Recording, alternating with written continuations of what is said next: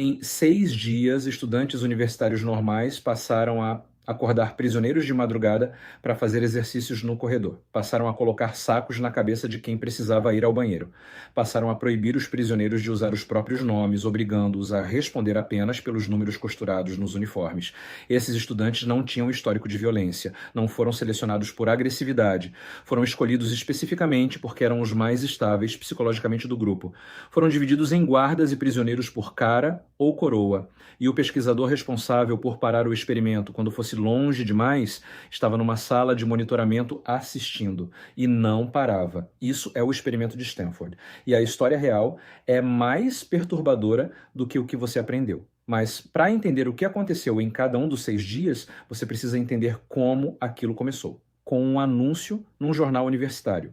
Em agosto de 1971, Philip Zimbardo publicou um anúncio nos jornais universitários de Palo Alto e Stanford, oferecendo $15 por dia para estudantes participarem de um estudo sobre vida na prisão. Mais de 70 responderam. Zimbardo e sua equipe selecionaram 24, divididos aleatoriamente em 2 grupos, 12 guardas, 12 prisioneiros. O experimento seria realizado no porão do Departamento de Psicologia de Stanford, numa prisão simulada, construída especificamente para isso. Duração planejada, 2 semanas. O que ninguém contou aos participantes era que os prisioneiros seriam presos em suas casas de verdade, de surpresa, por policiais reais de Palo Alto, sem aviso prévio. Algemados, vendados, levados à prisão, simulada onde foram despidos, inspecionados e colocados em celas. No primeiro dia, quase nada aconteceu. Os guardas ainda pareciam desconfortáveis com o papel. No segundo dia, os prisioneiros se revoltaram, bloquearam as portas das celas com as camas. Os guardas responderam com extintor de CO2 e confinamento solitário. Carlo Prescott, ex-presidiário contratado como consultor e nunca acreditado publicamente, havia ensinado aos guardas algumas das táticas usadas em prisões reais. E aí, o experimento começou de verdade. Nos dias seguintes, os guardas foram ficando mais criativos, acordavam os prisioneiros de madrugada para contagens arbitrárias, confiscavam colchões como punição, obrigavam os prisioneiros a pedir permissão para ir ao banheiro e, quando o pedido era negado, a alternativa era um balde na cela.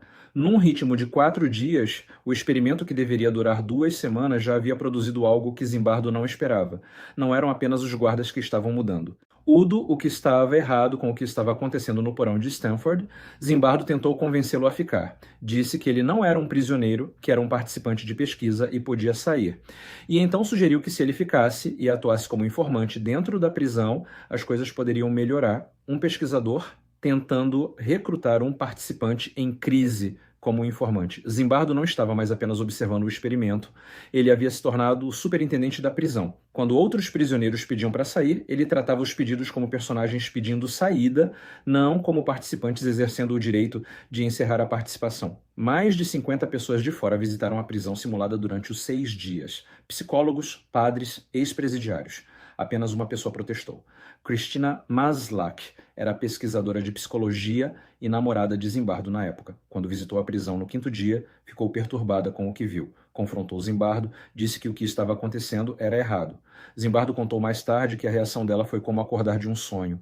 Ele encerrou o experimento no dia seguinte, no dia 6 de 14 planejados. Mas em 2018, décadas depois, uma série de revelações colocou em xeque não apenas o que aconteceu em Stanford, mas o que aquele experimento provava de verdade.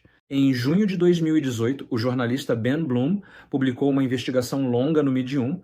Bloom havia falado com Douglas Corp, o prisioneiro 8.612, o que tinha tido o colapso no 2º dia. E Corp a admitiu, ele estava simulando. Precisava sair do experimento para estudar para um exame importante e descobriu que a forma mais rápida era apresentar um colapso emocional convincente. No mesmo ano, o pesquisador francês Thibault Letexier publicou um livro com acesso integral aos arquivos originais do experimento guardados pela Universidade de Stanford. As conclusões foram mais amplas. Letexier argumentou que os guardas receberam instruções mais detalhadas sobre como se comportar do que Zimbardo havia publicado, que o experimento não foi conduzido como ciência, mas como uma demonstração projetada para provar uma tese que Zimbardo já tinha. Zimbardo respondeu a todas as críticas. Disse que as conclusões de Letexier eram distorções. que Corp pode ter simulado parte do comportamento, mas que outros prisioneiros sofreram genuinamente, que a crítica sobre instruções aos guardas ignorava a diferença entre orientação inicial e comportamento espontâneo que emergiu depois. Há também o BBC Restaging de 2002, os psicólogos Alex Haslam e Steve Reicher recriaram o experimento para a televisão britânica com uma diferença crucial. Não deram aos guardas nenhuma instrução sobre como se comportar. O resultado foi completamente diferente. Os guardas não abusaram espontaneamente da autoridade. Os prisioneiros acabaram desafiando os guardas e organizando uma resistência.